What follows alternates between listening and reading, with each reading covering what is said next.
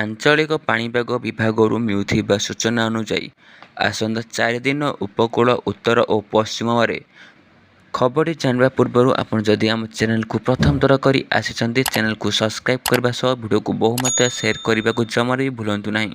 ଗାଙ୍ଗେୟ ପଶ୍ଚିମବଙ୍ଗ ଓ ସଂଲଗ୍ନ ଝାଡ଼ଖଣ୍ଡ ଅଞ୍ଚଳରେ ରହିଥିବା ଘୂର୍ଣ୍ଣବଳୟ ଆଜି ସେହି ଅଞ୍ଚଳରେ ରହିଥିଲା। ଏହା ଧୀରେ ଧୀରେ ପଶ୍ଚିମ ଉତ୍ତର ପଶ୍ଚିମ ଆଡ଼କୁ ଗତି କରିବା ସହ ଆସନ୍ତା 2 ଦିନରେ ଝାଡ଼ଖଣ୍ଡ ଓ ଉତ୍ତର ଛତିଶଗଡ଼ ଅତିକ୍ରମ କରିବ।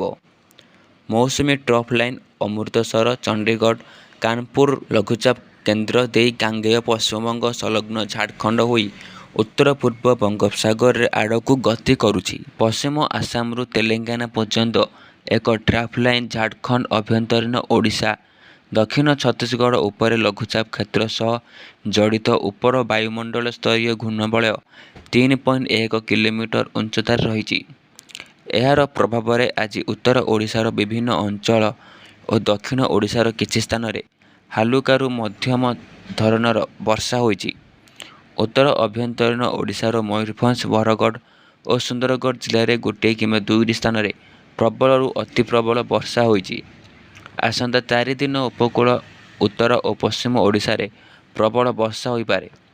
ଆସନ୍ତାକାଲି ବାଲେଶ୍ୱର ଭଦ୍ରକ ଯାଜପୁର କେନ୍ଦ୍ରାପଡ଼ା କଟକ ଜଗତସିଂହପୁର ସୁନ୍ଦରଗଡ଼ ଝାରସୁଗୁଡ଼ା ବରଗଡ଼ ସମ୍ବଲପୁର ଦେବଗଡ଼ ଅନୁଗୁଳ ଢେଙ୍କାନାଳ କେନ୍ଦୁଝର ମୟୂରଭଞ୍ଜ ପୁରୀ ଖୋର୍ଦ୍ଧା ନୟାଗଡ଼ ଗଞ୍ଜାମ ଓ ଗଜପତି ଜିଲ୍ଲାରେ ବଜ୍ରପାତ ସହ ବର୍ଷା ହୋଇପାରେ ବୋଲି ଆଞ୍ଚଳିକ ପାଣିପାଗ କେନ୍ଦ୍ର ପକ୍ଷରୁ ସୂଚନା କୁହାଯାଇଛି।